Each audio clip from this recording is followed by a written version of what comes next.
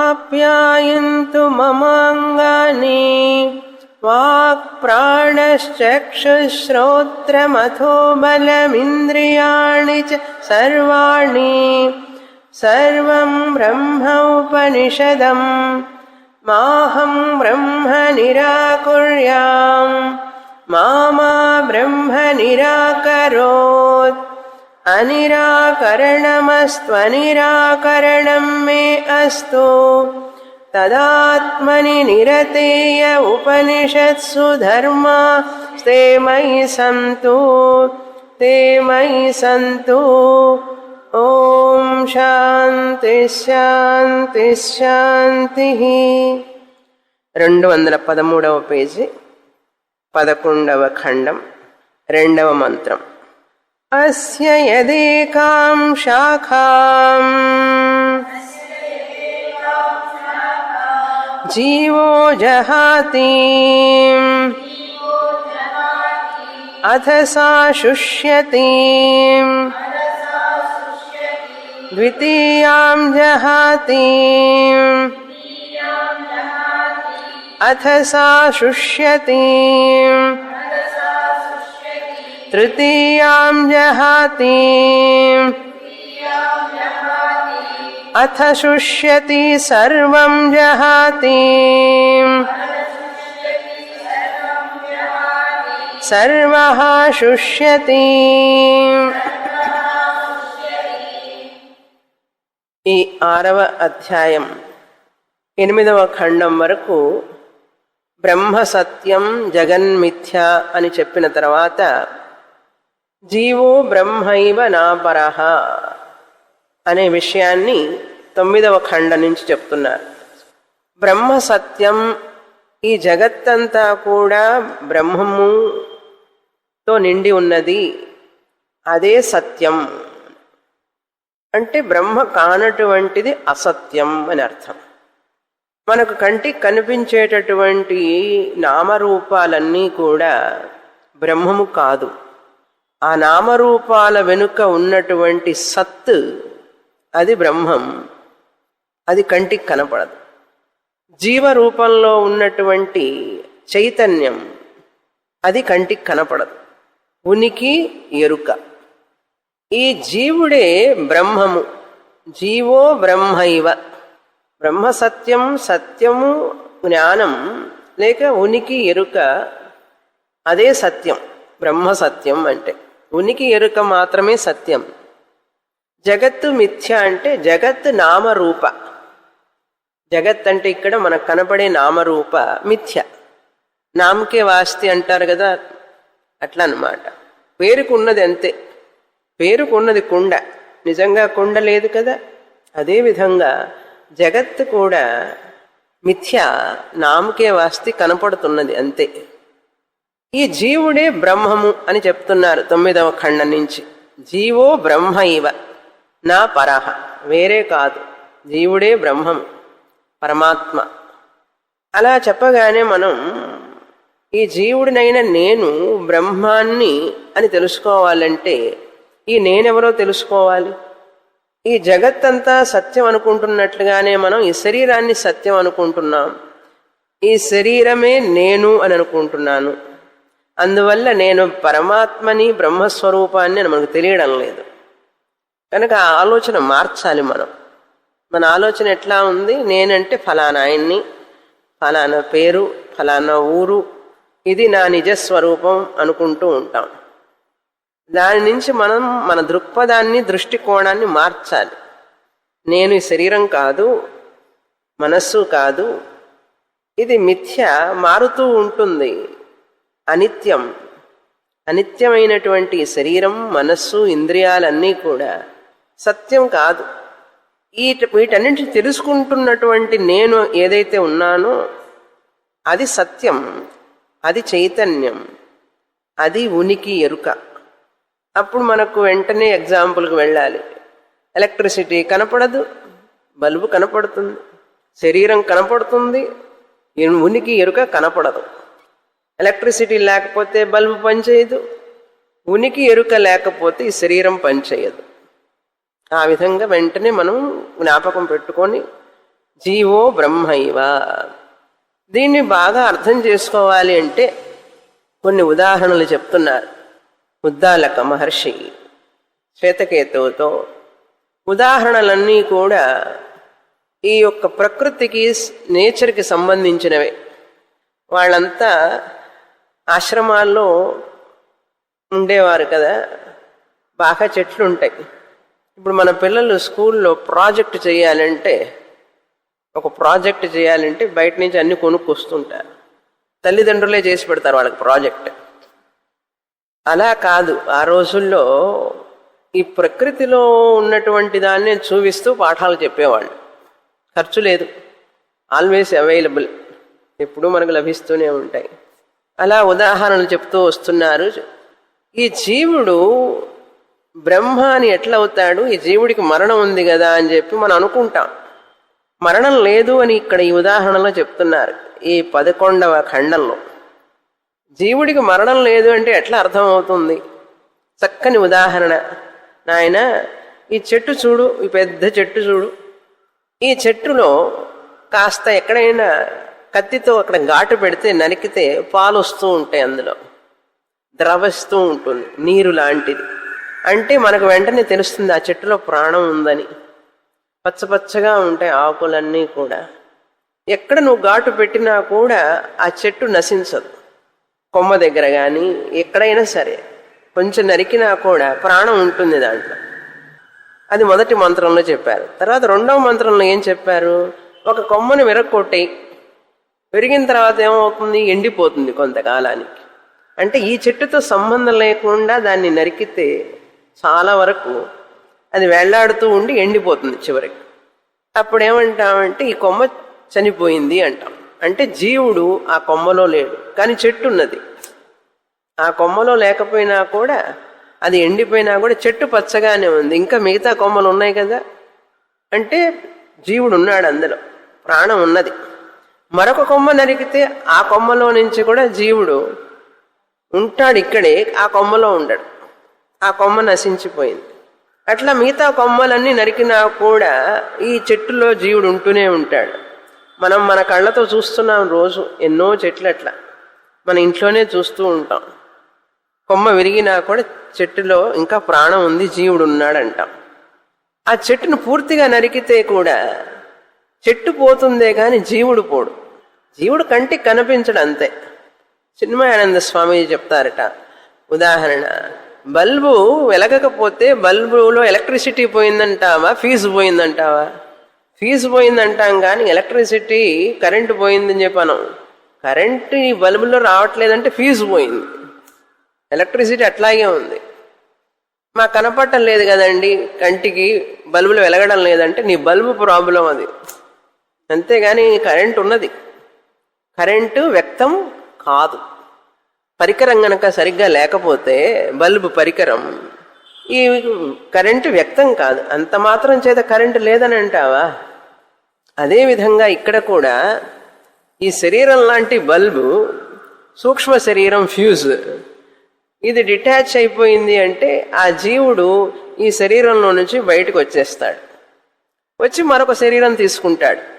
అందుకని నచికేతుడు కఠోపనిషత్తులో యమధర్మరాజుని అడిగాడు, ఏయం ప్రేతే విచికిత్స మనుష్యే అస్థిత్యేతే నాయమస్థితి చైకేన. మనిషి పోయిన తర్వాత జీవుడు ఒకళ్ళు ప్రయాణిస్తుందని చెప్పి ఆత్మ ప్రయాణిస్తుందని చెప్తారు, మరి కొంతమంది ఏమి ప్రయాణించదు అని చెప్పి చెప్తారు అని అడిగితే అప్పుడు నచికేతుడికి యమధర్మరాజు చెప్తాడు, ఆయన ప్రయాణించేది జీవ ఆభాసం, చిదాభాసం ప్రయాణిస్తుంది, ఆత్మ ప్రయాణించదు అని చెప్పి ఆ జీవుడు జ్ఞానం వచ్చే వరకు, ఆత్మ జ్ఞానం మోక్షం పొందే వరకు మరొక శరీరాన్ని పొందుతూనే ఉంటాడు. అందుకని జీవుడికి మరణం లేదు, జీవుడు అనాది. ఒకవేళ ఈ జీవుడు పోయినాడు అనుకోండి, నిజంగానే చనిపోయినాడు అనుకోండి, అప్పుడు మళ్ళీ ఇంకొక జీవుడు పుట్టాలి అంటే, క్రొత్త జీవులు పుట్టాలి అంటే ఎలా పుడతారు? భగవంతుడు పుట్టిస్తాడు క్రొత్తగా అని అన్నారనుకోండి, దేని ఆధారంగా పుట్టిస్తాడు ఆయన జీవుల్ని? దేని ఆధారంగా పుట్టించగలడు? పుట్టించలేడు. అందుకని జీవులకు మరణం లేదు, జీవులు ఎప్పుడూ ఉంటారు. ఒకవేళ ఆయన పుట్టించాడు అనుకోండి, కొంతమంది జీవులు ఆనందంగా ఉన్నారు, కొంతమంది జీవులు కష్టపడుతున్నారు. వాళ్ళు ఏ పాపం చేయకపోయినా కూడా కష్టపడాల్సి వస్తుంది ఒక్కొక్కసారి. ఇంకొక ప్రాబ్లం ఏంటంటే, మనం ఎట్లాగైనా చనిపోయిన తర్వాత ఈ శరీరం జీవుడు పోతాడు కాబట్టి ఎన్ని పాపాలు చేసినా సరే మనకేం పర్వాలేదని చెప్పి వాళ్ళు చేసిన కర్మలు అనుభవించకుండా జన్మ జన్మల్లో వెళ్ళిపోతారు. కృతహానం అకృత అభ్యాగమ అంటారు దాన్ని. మన చెయ్యని పాపానికి మనల్ని పుట్టించి కష్టపడాల్సి వస్తుంది. మనం చేసిన పాపాలు అనుభవించకుండా పోతాం మనం, జీవుడు కనుక చనిపోతాయి. అందుకని మన వాళ్ళు ఏం చెప్తారంటే, జీవుడు చనిపోడు, పుణ్యకర్మలు చేస్తే ఆ పుణ్యాన్ని అనుభవించడానికి మళ్ళీ శరీరంలోకి వస్తాడు, పాపకర్మలు చేసినా కూడా పాపాన్ని అనుభవించడానికి వస్తాడు. అప్పుడైతే జాగ్రత్తగా ఉంటారు. ఒరే మనమేరా వస్తాం మళ్ళీ చివరికి. అందుకని జాగ్రత్తగా ఉంటారు. కర్మ సిద్ధాంతం చెప్పేది అదే.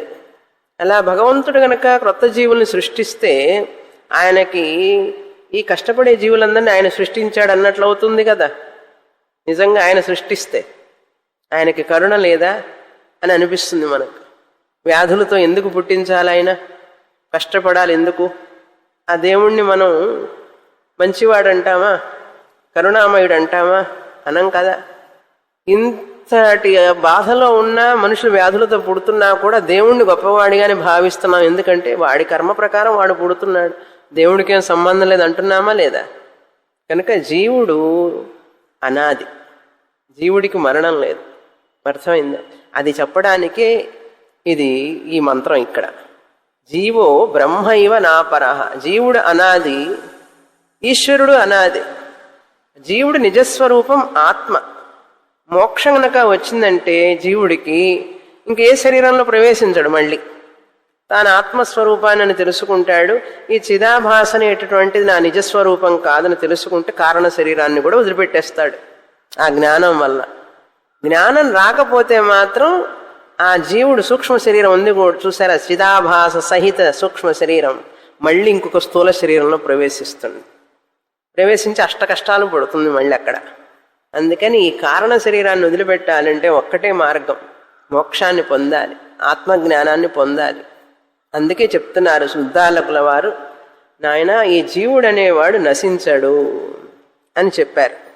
ఈ రెండవ మంత్రంలో మొత్తం గనక నశిస్తే జహాతి అథ శుష్యతి, సర్వం జహాతి సర్వం శుష్యతి. జీవుడు గనక పోతే ఆ చెట్టులో నుంచి ఆ చెట్టంతా నశించిపోతుంది, ఎండిపోతుంది. కానీ జీవుడు పోడు, జీవుడు కంటికి కనపడడు అంతే.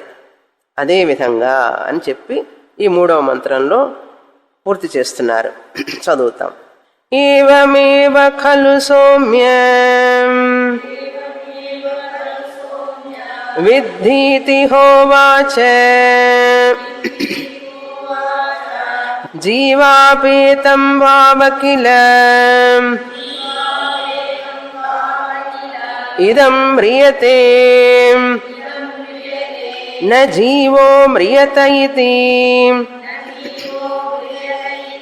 సయ ఏషోణిమాం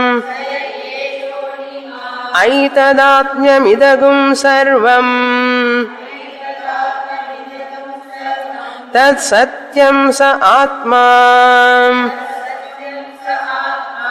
తత్వమసి శ్వేతకేతో ఇతి భూయ ఏవ మా భగవాన్ విజ్ఞాపయత్వితి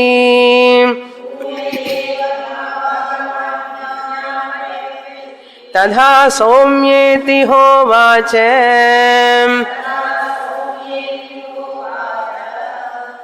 ఏవమేవ ఖలు సౌమ్య, ఇంతే కదా హే సౌమ్య, హే ఉద్దాలక అన్నారు.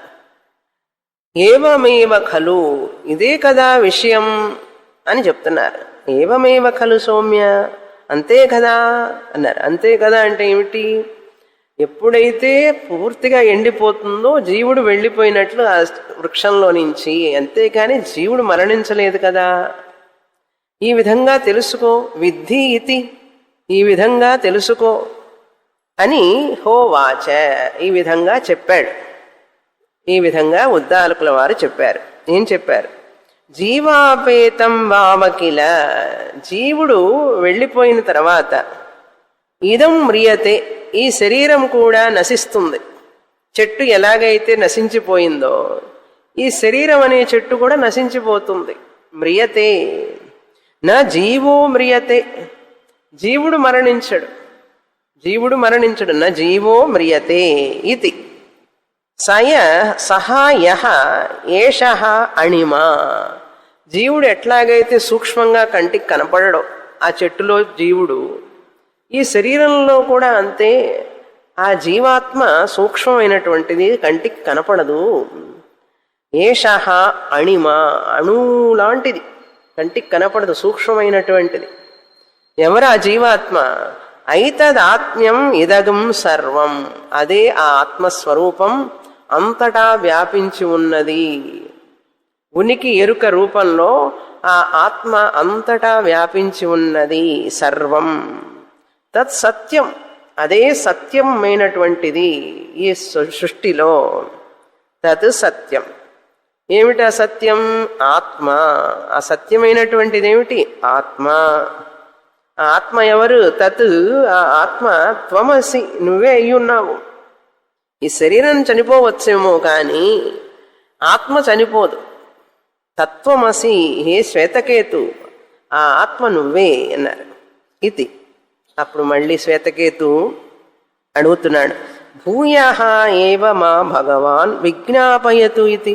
నాకు మరలా వేరే ఇంకొక ఉదాహరణతో చక్కగా అర్థమయ్యేట్లు చెప్పండి నాన్నగారు, చాలా ఇంట్రెస్టింగ్గా ఉంది సబ్జెక్ట్, ఇంకా చెప్పండి అంటున్నాడు. తథా సౌమ్య, అలాగే నాయన చెప్తాను, అలసిపోకుండా చెప్తున్నారు. ఓ వాచ అని అన్నారు ఉద్దాలకుడు. 12వ ఖండం. ఇప్పుడు ఇంకొక ఉదాహరణ ఇస్తున్నారు మర్రి చెట్టు గురించి. అన్నీ ప్రకృతిలో వాటి గురించి చెప్తున్నారు. మర్రి చెట్టు తెలుసా? అడయారు మర్రి చెట్టును చూడటానికి ఆంధ్ర నుంచి పరిగెత్తుకుంటూ వచ్చేవాళ్ళం. ఇక్కడ అడయారులో మర్రి చెట్టు ఉంది కదా, ఇప్పుడు ఉందా? సో అది ఎక్కడ మొదలనేది తెలియదు ఇప్పుడు మనకు. అది అంత ఫేమస్, ఎక్కడెక్కడి నుంచో వచ్చి చూస్తారు. అక్కడికి చూపించుంటాడు ఉద్దాలకుడు, మేబీ అడయారు ఆ చెట్టే అయి ఉంటుంది. చదువుతాం మంత్రం. న్యగ్రోధ ఫలమత ఆహరేతి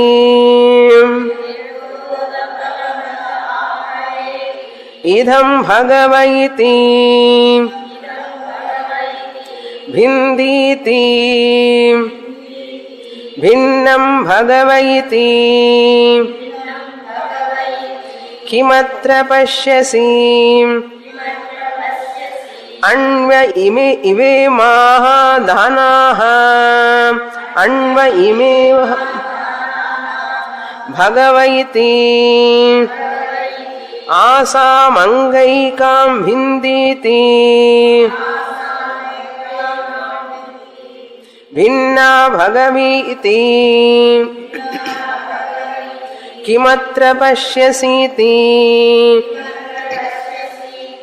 న కించన భగవైతి.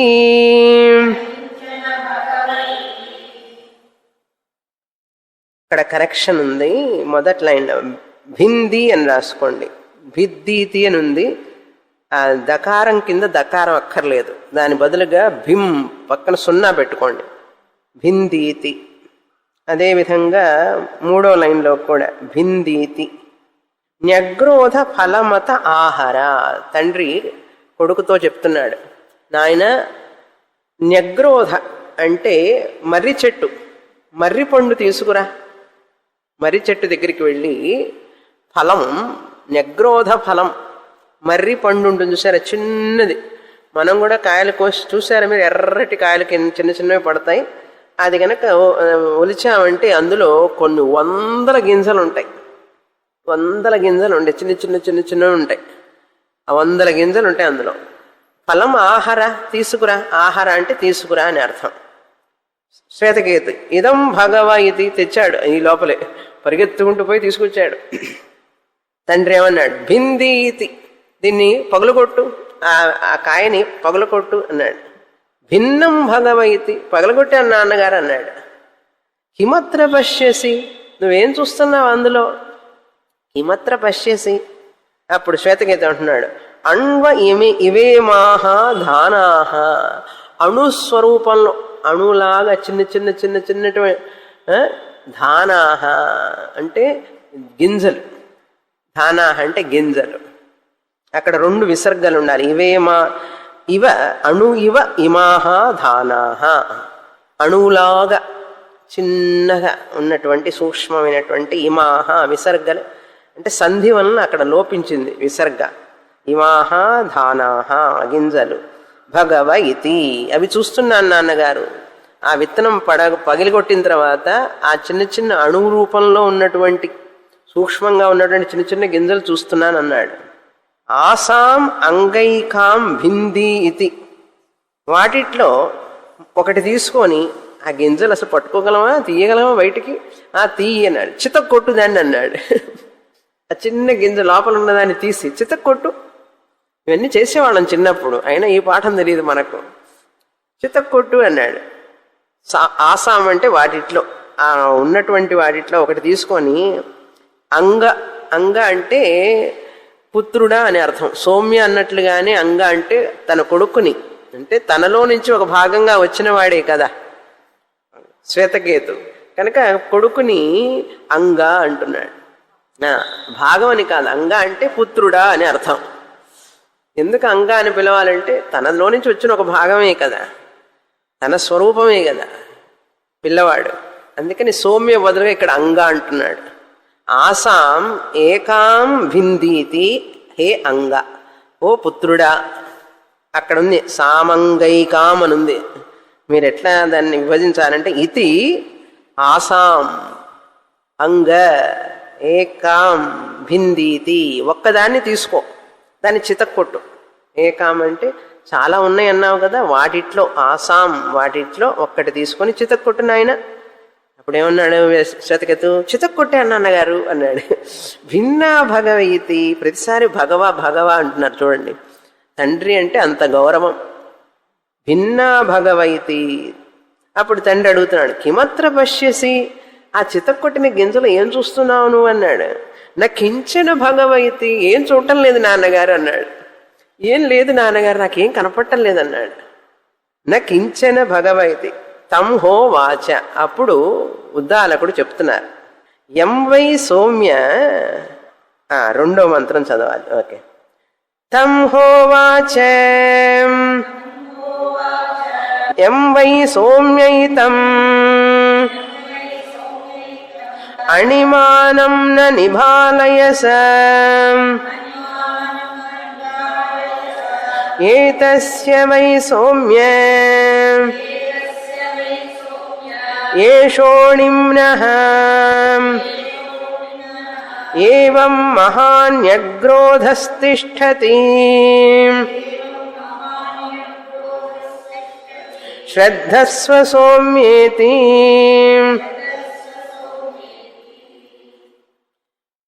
తం హోవాచ. ఇప్పుడు ఏమి చూడలేదు నాన్నగారు అన్నప్పుడు ఉద్దాలకుల వారు చెప్తున్నారు శ్వేతకేతుకి. ఏం చెప్తున్నారు? హే సౌమ్య, ఏతం అణిమానం న నిభాలయసే. అణుస్వరూపంలో ఉన్నటువంటి ఈ విత్తనంలో ఈ మహావృక్షం ఉంది, నువ్వు దాన్ని చూడలేవు అన్నాడు. నా నిభాలసే అంటే నువ్వు చూడలేవు. ఏతస్య వై సౌమ్య ఏషోణిమ్నః ఏవ మహాన్యగ్రోధస్తిష్టతి. నాయన, ఈ యొక్క చిన్న విత్తనంలోనే కదా ఇది మరీ వృక్షం ఉన్నది. ఇటువంటి దీంట్లో నుంచే కదా ఈ మహావృక్షం వచ్చింది. అంటే ఈ మహావృక్షం రావడానికి ముందు ఆ విత్తనంలో ధానంలో ఉన్నదా లేదా? లేకపోతే రాలేదు కదా ఇది. ఆ మర్రి చెట్టు ఏమిటి, అది గుమ్మడికాయ అంత ఉండొచ్చు కదా అది చెట్టు విత్తనం. గుమ్మడికాయ అంత ఉంటుంది దాని చెట్టు ఏమో తీగ. మర్రి చెట్టు పెద్దదైతే దానికి ఏమో ఇంత చిన్న గింజ పెట్టాడు అన్నాడు ఎవరో. భగవంతుడికి బుద్ధి లేదు. మర్రి చెట్టుకేమో గుమ్మడికాయ అంత పెట్టాలి, గుమ్మడికాయ చెట్టుకేమో మర్రి అంత పెట్టాలంటే పిచ్చివాడ. భగవంతుడు తెలియగలవాడే. మర్రి చెట్టు పెద్దదైతే గుమ్మడికాయలు కాసినాయి అనుకోండి, దానికి అందరు తల మీద పడతాయి. ఎవరు దాని కింద కూర్చొని నీడ తీసుకోలేరు, కూర్చున్నారంటే పడతాయి. ఇప్పుడైతే మర్రి గింజలు పడ్డాయి అనుకోండి, ఏం కాదు. అవునా? ఇప్పుడు దేవుడు తెలియగలవాడా కాదా? పూజ్య స్వామీజీ ఒక జోక్ చెప్తుంటారు. ముక్కు ఇక్కడ ఎందుకు పెట్టాడు దేవుడు, జలుబు చేస్తుంటుంది ఎప్పుడు అంటుంటాము. ఇంత ఎత్తుగా ఇట్లా ముఖం కడుక్కునేటప్పుడు ఇట్లా ఎత్తుగా వస్తుంటుంది ముక్కు, ఎందుకు ఇక్కడ పెట్టాడు అని చెప్పి భగవంతుడు ముక్కు ఇక్కడ పెడుతుంటే బాగుండేది తల మీద అన్నాడు. అప్పుడు స్వామీజీ జోక్ చెప్తారు, మనం కాఫీ తాగాలన్నా ఏం చేస్తాం, వాసన చూస్తాం, బాగుంది కుంభకోణం కాఫీ బాగుంది ఇట్లా వాసన చూస్తాం. మరి వాసన చూడాలని ఇట్లా పెట్టుకుంటాం, ఇక్కడ పెడితే ముక్కు ఇక్కడ చూసుకుంటే తల మీద పడతాయి, కాఫీ అంతా తల మీద పడతాయి. కనుక నోట్లోకి వెళ్లే ముందు జాగ్రత్తగా ఉండడం కోసం ముక్కు ఇక్కడ పెట్టాడు భగవంతుడు మనకు కరెక్ట్గా. ఇంకాస్త ఎత్తుగా పెట్టుంటే అంత ఓపిక కూడా లేదు మనకు, ముందు లోపలికి వెళ్ళిపోతాయి నోట్లోకి. అందుకని నీకు అంత ఓపిక ఉండదని తెలిసి ముక్కు కిందికి పెట్టాడు దేవుడు. తినే లోపల నీకు వాసన లోపలికి పోతుంది, బాగుందా లేదా అని తెలిసిపోతుంది, జాగ్రత్తగా ఉంటావు. అర్థమైందా? ఇప్పుడు గుమ్మడికాయలంతా ఎందుకు పెట్టలేదు మర్రి చెట్టుకి, అర్థమైందా? నాయన ఈ చిన్న గింజలోనే కదా ఈ మహావృక్షం ఉన్నది. మర్రి వృక్షం మహాన్యగ్రోధ అంటున్నారు. ఏ సౌమ్య ఏతం అణిమానం నిభాలసే ఏవం మహాన్యగ్రోధ తిష్టతి. ఈ పెద్ద వృక్షాన్ని నువ్వు చూస్తున్నావంటే ఇది ఎక్కడి నుంచి వచ్చి ఉంటుంది? ఈ విత్తనం నుంచేగా వచ్చింది. కానీ ఇప్పుడు ఆ విత్తనంలో నీకు కనపడుతున్నదా వృక్షం? ఇప్పుడు ఈ విత్తనంలో మర్రి చెట్టు కనపడుతున్నదా నీకు? కానీ ఈ విత్తనంలో నుంచే కదా ఇంత మర్రి చెట్టు వచ్చున్నది, దాని విత్తనమే మళ్ళీ పెట్టు విత్తనం, మళ్ళీ ఇంత మర్రి చెట్టు వస్తుంది అన్నాడు. కనపడిందా నీకేమన్నా? చూడగలవా అసలు? నీ కంటికి లేనంత చూడలేనంత మాత్రాన అది లేదు అనగలవా? చెప్పు. ఉన్నది అన్నారు. న్యగ్రోధ తిష్టతి శ్రద్ధస్వ. శ్రద్ధతో విను నాయన. దీనికి శ్రద్ధ కావాలి మనిషికి. నాన్నగారి నేను చూడలేదు, అది ఎక్కడుందండి అనకూడదు. దీన్నే శ్రద్ధ అంటారు. శ్రద్ధ కావాలి మనిషికి. శ్రద్ధ ఉంటేనే ఆ విషయాన్ని గమనించగలుగుతాం. శ్రద్ధస్వ సౌమ్య. ఏ సౌమ్య శ్రద్ధతో విను అన్నారు. తర్వాత 3వ మంత్రం. సయ ఏషోణిమా ఐతదాత్మ్యమిదగుం సర్వం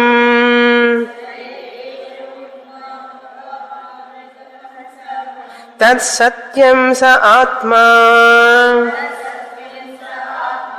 తత్వమసి శ్వేతకేతో ఇతి భూయ ఏవ మా భగవాన్ విజ్ఞాపయత్వితి.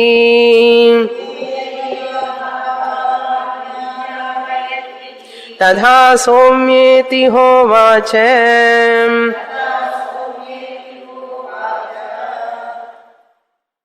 అదేవిధంగా మన నిద్రలో బాగా సుషుప్తి గాఢ నిద్రలోకి పోయినప్పుడు మనం ఉన్నామా అంటే తెలియదు మనకు ఏమి. నిద్ర లేచిన తర్వాత చెప్తాం, నాకేం తెలియదండి, అసలు నేను ఎక్కడున్నానో నాకే తెలియదు అన్నాం. నీకు తెలియనంత మాత్రాన నువ్వు లేకుండా పోలేదు కదా, సూక్ష్మంగా ఉన్నావు నువ్వు అని చెప్పాం సుషుప్తిలో.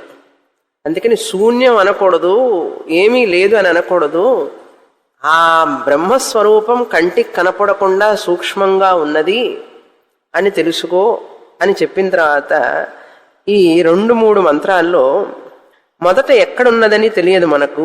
మాండుక్యోపనిషత్తులో చూసాం. 5వ మంత్రంలో యత్ర సుప్తో న కంచన కామం కామయతే న కంచన స్వప్నం పశ్యతి తత్సుషుప్తం. సుషుప్తం అంటే ఏమిటి, నిద్ర అంటే ఏమిటి అంటే అక్కడ డెఫినేషన్ చెప్పారు. ఎత్ర సుప్తోన కంచన కామం కామయతే. అక్కడ ఏమీ కోరుకోడు, ఏ కోరిక ఉండదు.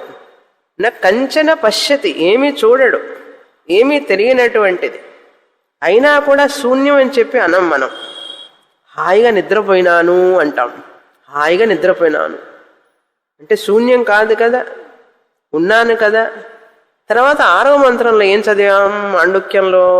ఏష సర్వేశ్వర.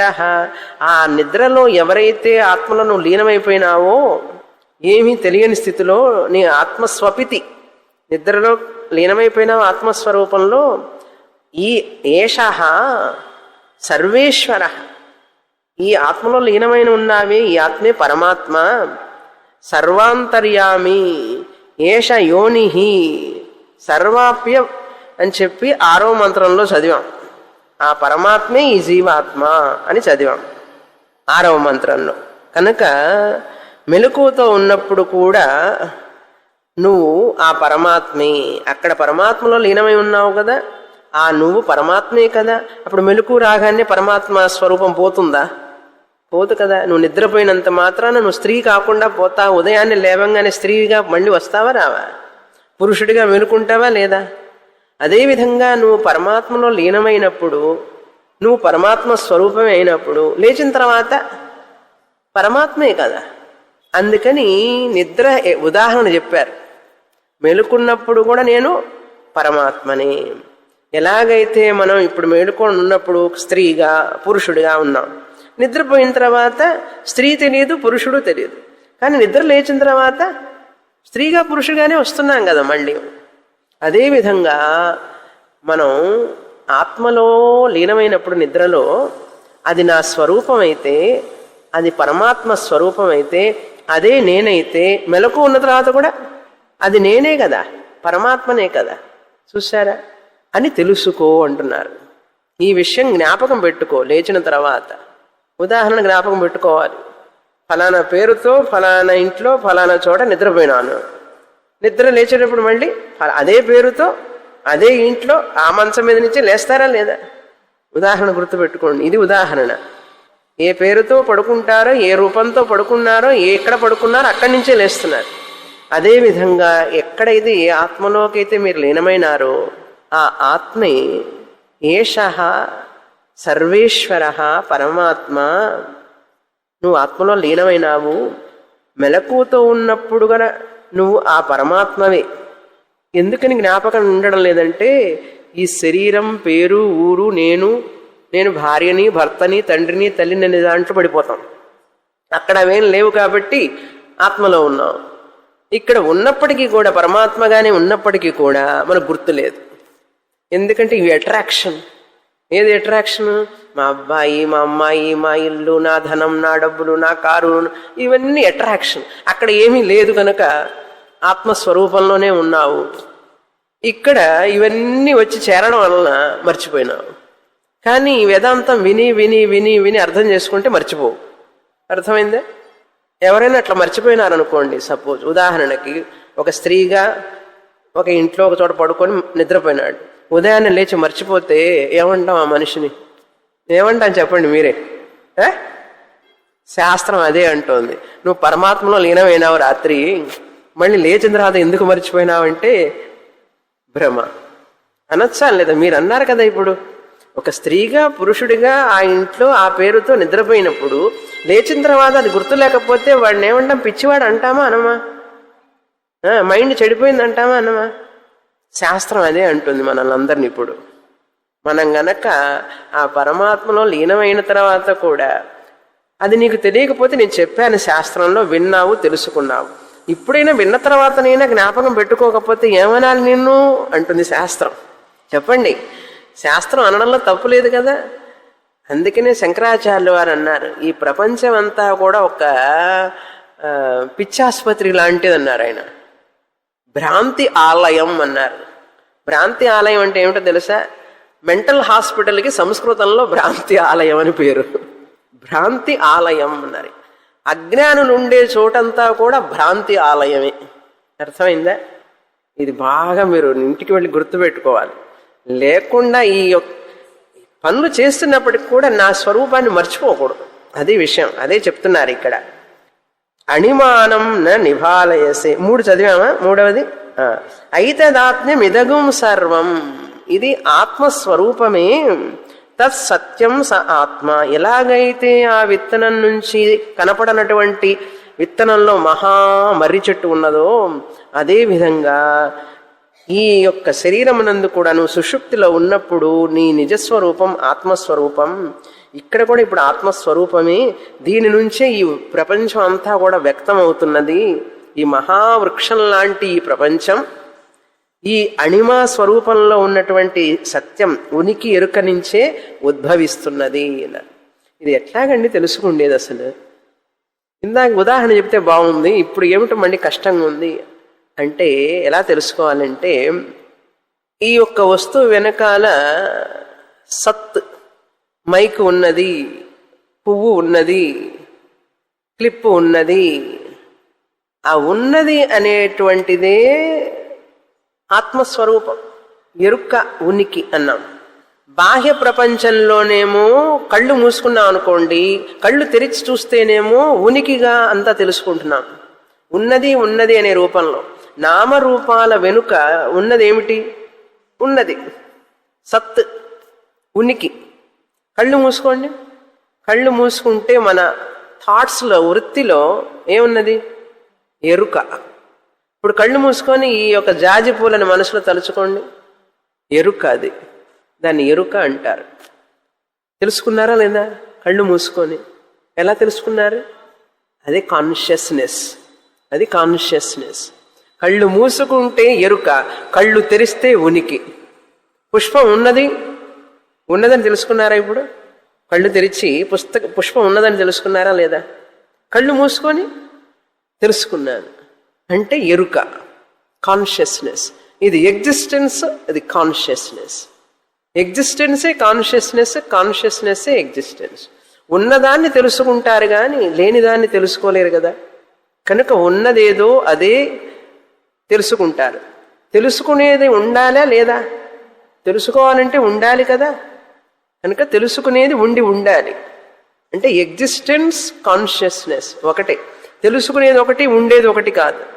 ఉన్నదేదో తెలుసుకునేది అదే, తెలుసుకునేదేదో ఉండేది అదే. ఉనికి ఎరుక, ఎరుకే ఉనికి.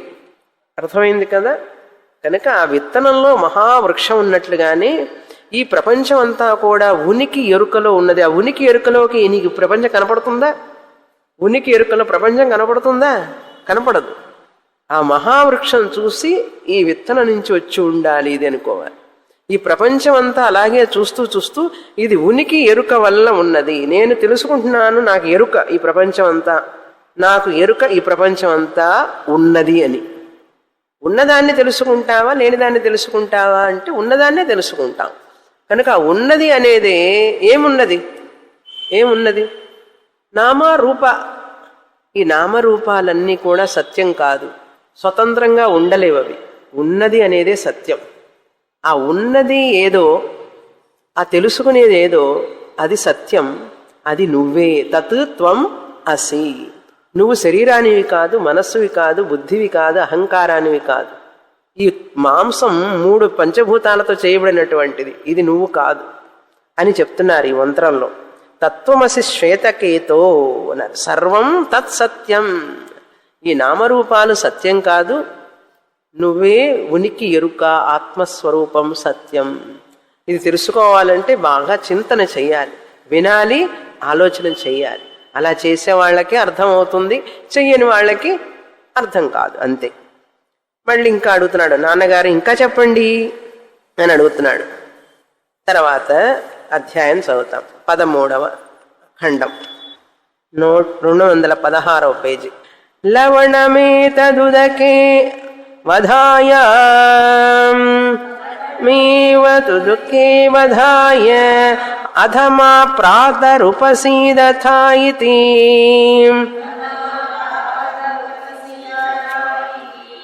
సహ తథా చకార తగుం హోవాచ యద్దోషా లవణముదకే వాధ అంగతదాహరేతి తద్ధావమృష్య న వివేద.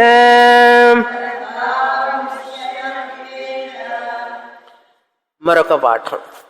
తద్ధావమృష్య న వివేద. అవమృష్య నర్థం. తత్ లవణం ఏతదుదకే అవధాయ. మన ఇంట్లో ఉప్పు ఉంటుంది చూసారా, ఏం ఉప్పు అంటారు? రాతి ఉప్పు. రాతి ఉప్పు, కళ్ళు ఉప్పు అంటారు. రాయిలాగా ఉంటుంది, పెద్ద పెద్ద రాళ్ళ ఉప్పు అంటారు. రాళ్ళ ఉప్పు ఏదో. ఆ ఉప్పుని తీసుకొచ్చి ఒక గాజు పాత్రలో నీళ్లు పోసి నాయన అందులో వెయ్యి అన్నాడు. లవణం అంటే ఉప్పు. ఉదకం అంటే నీరు. ఉదకే అవధాయ వెయ్యి అన్నారు. కొంచెం ఉప్పు తీసుకొచ్చి ఆ నీళ్ళల్లో వెయ్యి నాయన అన్నారు. ఇది రెండో రోజు పాఠం. తర్వాత రోజు ఒక్కొక్క రోజు ఒక్కొక్క పాఠం. అథమా ప్రాతరుపసీదత ఇది వేసిన తర్వాత వెళ్ళి రేపు పొద్దున్న రా అన్నారు. వెళ్ళేసి రేపు ఉదయం తీసుకొని నా దగ్గరికి రా అన్నారు. ఆ పాత్రను తీసుకొని ఉపసీదదా ఇది సహ తథా చకార అలాగే అని చెప్పి ఆ శ్వేతకేతు నెక్స్ట్ డే ఉదయాన్నే ఆ పాత్రను తీసుకొని వచ్చాడు తండ్రి దగ్గరికి. తగుంహో వాచ వచ్చాను నాన్నగారు అన్నాడు. అప్పుడు తండ్రి అడుగుతున్నాడు, యద్దోషా లవణముదకే అవాధాహ అంగ తదాహరా ఇది. నిన్న రాత్రి ఆ పాత్రలో ఉప్పు వేసి పెట్టావు కదా నీళ్లలో, అది తీసుకొని రా అన్నాడు. ప్రాక్టికల్ ఎగ్జాంపుల్స్ అనమాట, ల్యాబొరేటరీ. ఓకే, తదా ఆహార అది తీసుకొని రా అన్నాడు. తద్ధావ మృష న వివేద ఇది. ఆ తెచ్చిన తర్వాత చూసి పట్టుకున్నాడు, ఎక్కడ ఉప్పే కనపడలేదు. చేయబెట్టి చూశాడు లోపల, చేయబెట్టి కూడా అక్కర్లేదు, గాజు పాత్ర కదా, బయట నుంచి చూస్తాడు. నేను ఇంత రాత్రి ఉప్పు వేశాను, కొంచెం కూడా లేదు, ఎక్కడా కనపట్టలేదే. న వివేద అవమృష్య అంటే దాన్ని చూసి కళ్ళతో చూశాడు, కనపడలేదు ఉప్పు. న వివేద విద్ ధాతు లిట్ న వివేద. దోష అంటే రాత్రి. యత్ దోషా లవణముదకే, ఏ ఉప్పు అయితే నువ్వు రాత్రి నీళ్ళల్లో వేశావో అది తీసుకొని రా అన్నాడు. దోష అంటే రాత్రి, అందుకని ప్రదోషం అంటారు చూసారా, రాత్రికి ముందు వచ్చేటటువంటిది ప్రదోషం అని అర్థం. తెలుసుకోలేదు. తర్వాత మంత్రం, రెండవ మంత్రం. యథా విలీనమేవాంగస్య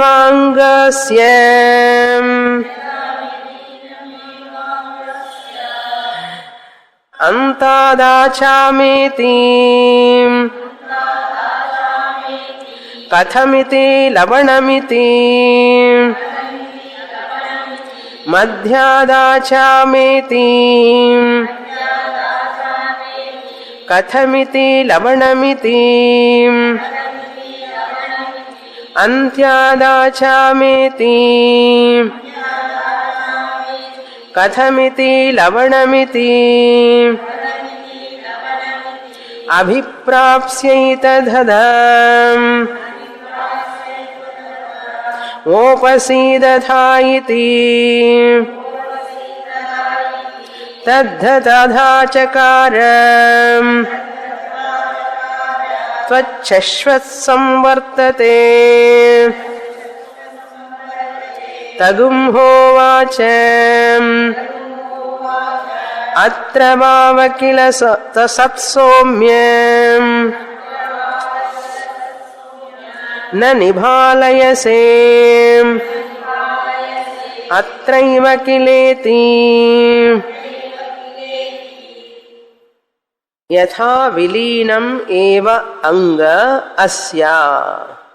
అంగ హే సౌమ్య శ్వేతకేతు, ఆ కరిగిపోయినటువంటి లవణం ఏదైతే ఉందో దాన్ని ఇందాకేం చేశాడు, చేత్తో పట్టుకుందామని చూశాడు, కళ్ళతో చూశాడు, తెలుసుకోలేకపోయినాడు ఉప్పు ఉన్నదా లేదా అని. ఉప్పు ఏమైపోయిందో తెలియలే. అది కాదు ప్రమాణం, కళ్ళతో చూసి చేత్తో పట్టుకుంటే తెలిసేది కాదు అది. నాలిక రుచి చూడు. ఆచామేతి అన్నారు.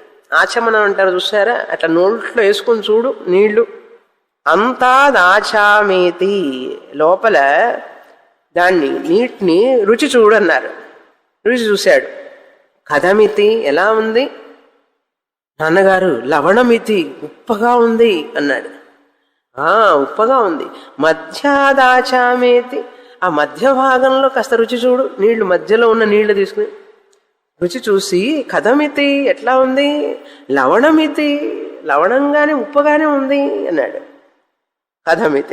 అంత్యాదాచామేతి, లోపల నీళ్లు తీసుకొని చూడు ఎట్లా ఉన్నది అన్నాడు. అది కూడా లవణమితి అన్నారు. అంటే అంతటా కుడివైపు ప్రక్కవైపు క్రింద పైన ఎటు చూసినా కూడా లవణం లవణం లవణమే. నీ కంటికి కనపడలేదు, చేతికి పట్టుకుంటే ఉప్పగా ఉందని తెలియదు, కంటితో చూస్తే తెలియదు నాయన. సరి అయిన ప్రమాణాన్ని ఉపయోగించాలి. దానికి కళ్ళు చేతి స్పర్శ కాదు, నాలుక జిహ్నేంద్రియం, దానివల్లనే నీకు అది అంత ఉప్పుమయం అని తెలుస్తుంది అన్నారు. లవణమితి. అప్పుడేమన్నారు? ఇది అభిప్రాప్సేతధ మోపసీధదా ఇది. ఇంకా నీళ్ళు అవతల పారబోసిరా, వదిలిపెట్టేసిరా, నీళ్లు పారబోసేసి నా దగ్గరికి వచ్చి కూర్చో అన్నారు.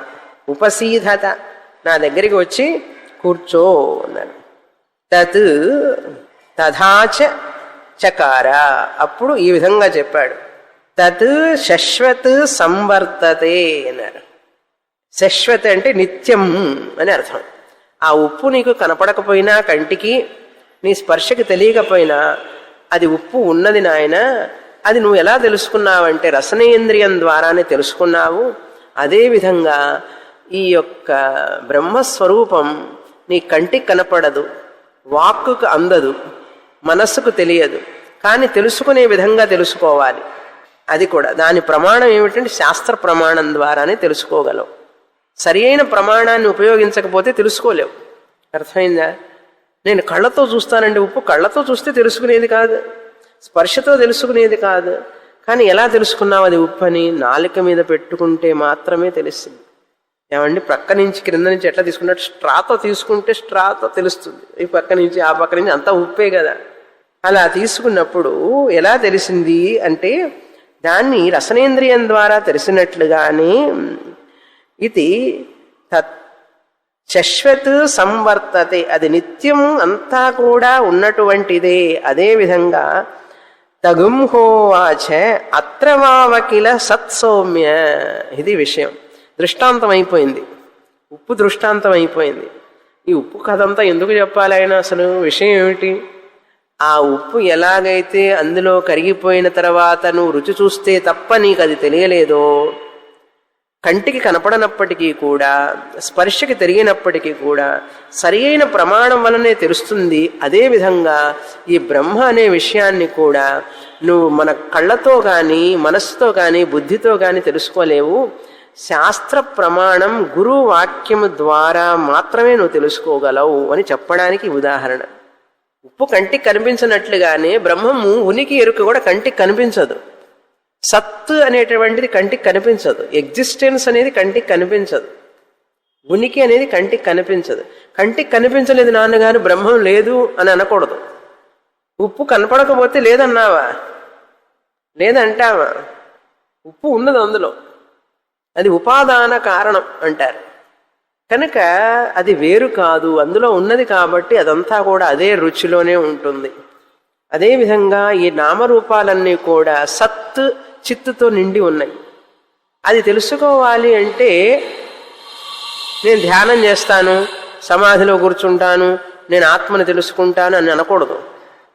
లేకపోతే జపం చేస్తాను, భజన చేస్తాను, ఇంట్లో కూర్చొని పుస్తకాలన్నీ చదువుతాను, ఇంట్లో ఉన్న పుస్తకాలన్నీ, లైబ్రరీలో ఉన్న పుస్తకాలన్నీ చదువుతానని చెప్పి అంటే రాదు. దానికి ఒక ప్రమాణం ఉన్నది, తెలుసుకోవాల్సిన విధంగా తెలుసుకోవాలి. గురువు దగ్గరికి వెళ్ళి ఆ శాస్త్రాన్ని వినాలి, అదొక్కటే ప్రమాణం. అంతేకాని సమాధి అవస్థ, ధ్యానం చేయడం, లేకపోతే గుళ్ళు గోపురాలు తిరుగుతూ, సముద్రాల్లో మునుగుతూ, నదుల్లో మునుగుతూ స్నానాలు చేస్తే మోక్షం రాదు. ఆ బ్రహ్మాన్ని గురించి తెలుసుకోలేవు. తెలుసుకోవలసిన విధంగా తెలుసుకోవాలని చెప్పడం కోసం ఇక్కడ నాయన ఈ శాశ్వతమైనటువంటి సద్రూపం ఏదైతే ఉందో అది గురుముఖంగా శాస్త్రం ద్వారా తెలుసుకొని సత్సౌమ్య న నిభాలసే, అలా తెలుసుకోలేకపోతే నువ్వు దాన్ని తెలుసుకోలేవు. ఎలా తెలుసుకోవాలి? అత్రైవ కిల ఇతి. అత్రైవ, అత్ర అంటే ఈ యొక్క ప్రపంచం అంతా కూడా ఆ సత్తే అన్నారు. ఆ సత్తుని నువ్వు తెలుసుకోవాలి. ఎలా తెలుసుకోవాలి? ఎలా తెలుసుకోవాలంటే ప్రతి నామరూపంలో ఉన్నది ఆ సత్తే. సదేవ సౌమ్య ఇదమగ్ర ఆసీత్. సత్తు ఉనికి ఉనికి ఉనికి ఉనికి అని నువ్వు తెలుసుకోవాలి. అది ఎవరు చెప్తే తెలుస్తుంది? గురువుగారు చెప్తే మాత్రమే తెలుస్తుంది. అంతేకాని ఆత్మజ్ఞానం రావాలంటే వేదాంత శాస్త్రం గురువు, ఇంకెవ్వరూ దాన్ని మనకు తెలియజేయలేరు. ఎట్లాగైతే జిహ్నేంద్రియం మాత్రమే ఉప్పుని మనకు తెలియజేసిందో ఇది అంతే. కానీ ఈ సంగతి తెలియదు జనానికి. ఎన్నెన్నో సాధనలు చేస్తారు, మాకు తెలుసులేండి మోక్షం అంటే ఏముంది, చనిపోయిన తర్వాత వచ్చేది అంటారు. చనిపోయిన తర్వాత వచ్చేది కాదు మోక్షం అంటే. మనస్సు కళ్ళు ముక్కు చెవులు పనిచేయకుండా కూర్చుంటే సమాధిలోకి వెళ్ళిపోతే మోక్షం అంటాడు. అది కాదు మోక్షం అంటే. రకరకాల భ్రమలు ఉన్నాయి మనుషులకి, వాళ్ళకి తెలియదు, ఎవరన్నా చెప్తే వినరు రకరకాల మనుషులు. కానీ ఏదో పుణ్య పరిపాకం వలన కొంతమంది మాత్రమే గురువు దగ్గరికి వస్తారు, వాళ్ళు మాత్రమే అర్థం చేసుకుంటారు ఈ విషయాన్ని. తర్వాత భగవద్గీతలో వినబోతున్నాం, ఎవరు వస్తారు, ఎవరు చదువుతారు, ఎవరు వింటారని చెప్తారు కృష్ణ పరమాత్మ.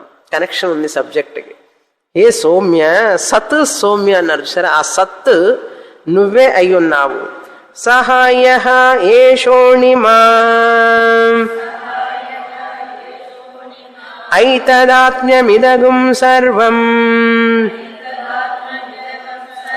తత్సత్యం స ఆత్మా తత్వమసి శ్వేతకేతో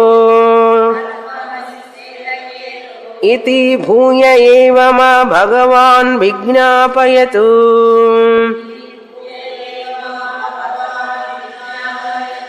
ఇతి తథా సౌమ్య ఇతి హోవాచ.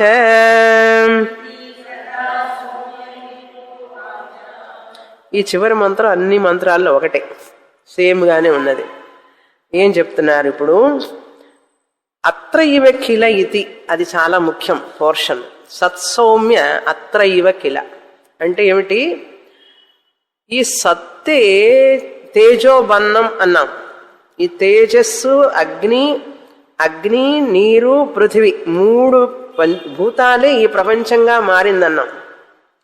ఈ ప్రపంచమంతా నువ్వు చూస్తున్నదంతా కూడా ఆ సత్తే నాయన. ఎట్లాగైతే ఉప్పు నీళ్లల్లో ఉన్నప్పుడు నీకు కనపడలేదో, ఈ 3 భూతాల వలన వచ్చినటువంటి నామరూపాలన్నిటి వెనకాల ఉన్నది సత్తే. కంటికి కనపడదు అది, ఆ సత్తే ఉన్నది. లవణం కనపడిందా నీకు నీళ్లల్లో? కనపడలేదు. ఆ సత్తే ఉన్నది, అందులో లవణమే ఉన్నది. జిహ్నేంద్రియం వల్ల తెలుసుకున్నాం. మళ్ళీ మళ్ళీ చెప్తున్నా జిహ్నేంద్రియం అని చెప్పి. ఈ ప్రమాణం మీరు మర్చిపోకూడదు. అదేవిధంగా ఇక్కడ సత్ అనేది ఈ 3 రూపాలుగా కనపడుతున్నది. లోపల నీకు తెలుసుకోవాలి, వెనకాల ప్రతి వస్తువు వెనకాల నేను ఉన్నాను, అది ఉన్నది, అతడు ఉన్నాడు, ఆమె ఉన్నది, ఇది ఉన్నది, అది ఉన్నది. ఆ ఉన్నది అనేదే సత్యం. అది ఎవరు? ఆత్మ. ఆ సత్తే ఆత్మ. ఆ ఆత్మ ఎవరు? తత్ త్వమసి, నువ్వే అయి ఉన్నావు. ఏ శ్వేతకేతు, అది నువ్వే అని నువ్వు తెలుసుకోనాయనా అంటున్నారు. ఇంతటితో ఈ ఉదాహరణ అయిపోయింది. తర్వాత ఇంకో ఉదాహరణ చెప్తారు. మళ్ళీ చెప్పండి అంటున్నాడు. ఇంకా అలుపు లేదు. అట్లా ఉండాలి స్టూడెంట్ అంటే. అధికారి అంటే స్టూడెంట్ అట్లా ఉండాలి. శ్రద్ధ. గురువుగారు చెప్పింది వెంటనే చేసేటట్లు ఉండాలి. నీళ్లు తీసుకురా, ఉప్పు తీసుకురా అంటే వెంటనే తెచ్చాడు. విత్తనం తీసుకురా అంటే తెచ్చాడు. యథాచారి అన్నాడు. అంటే యథా అంటే ఎట్లా గురువుగారు చెప్తే అట్లా చెయ్యాలన్నమాట. అలా చేస్తే ఆ శిష్యుడు ఉత్తమ శిష్యుడు అని అర్థం. లేకపోతే మీరు తెచ్చిపెట్టండి నాన్నగారు, ఆ విత్తనం అంటాడు. నీళ్లు మీరు తీసుకురండి, ఉప్పు మీరు వేయండి అన్నాడా? అనలేదు. పరిగెత్తుకుంటూ వెళ్ళి తెచ్చాడు. నాన్నగారు తెచ్చాను నాన్నగారు, చెప్పండి నాన్నగారు అని చెప్పి ఎదురు చూస్తున్నాడు. అట్లా ఉండాలి. ఉప్పేసి నీళ్ళని పెట్టేసి పొద్దుపోయింది నేను పడుకుంటానని పోలే. తండ్రి చెప్తేనే వెళ్ళాడు మళ్ళీ పడుకోవడానికి. రేపొద్దున రా అన్నాడు. విత్తనం తీసుకురా, పగలగొట్టన్నాడు. లోపల మళ్ళీ తీయన్నాడు. ఇంకో విత్తనం పగలగొట్టన్నాడు. చేసి ఎలా ఉన్నాడు చూసారా? యథా ఉపదేశకారి అని అర్థం. ఎలా ఉపదేశం చేస్తే ఏ పని చేయమని చెప్తే ఆ పని చేయడం. అప్పుడు గురువుకి ఆ శిష్యుడి మీద చాలా ప్రీతి కలుగుతుంది. అలా ప్రీతి కలిగినప్పుడు ఆ శిష్యుడికి మీద అనుగ్రహం వస్తుంది. ఈ శిష్యుడికి ఈ ఆత్మ విషయం అర్థం అవ్వాలి, ఆయన సంకల్పించుకుంటే అవుతుంది. ఎందుకంటే ఆ శిష్యుడికి అధికారం ఉన్నది. యథా ఉపదేశ అధికారి కదా, చెప్పింది చేస్తాడు కదా. అంత వినయం శ్రద్ధ ఉన్నప్పుడు తప్పకుండా ఈ శిష్యుడికి జ్ఞానం కలగాలని గురువుగారు అనుకుంటే చాలు, అది వచ్చేస్తుంది. అది గురువు అనుగ్రహానికి పాత్రలం కావాలి. అలా అవ్వడం చాలా అవసరం అని మనకు తెలుస్తుంది ఈ యొక్క మంత్రాల వల్ల. తర్వాత చూస్తాం. పూర్ణమద పూర్ణమిదం పూర్ణాత్ పూర్ణముదచ్యతే పూర్ణస్య పూర్ణమాదాయ పూర్ణమేవావశిష్యతే. ఓం శాంతి శాంతి శాంతి. హరి ఓం. శ్రీ గురుభ్యో నమః. హరి ఓం.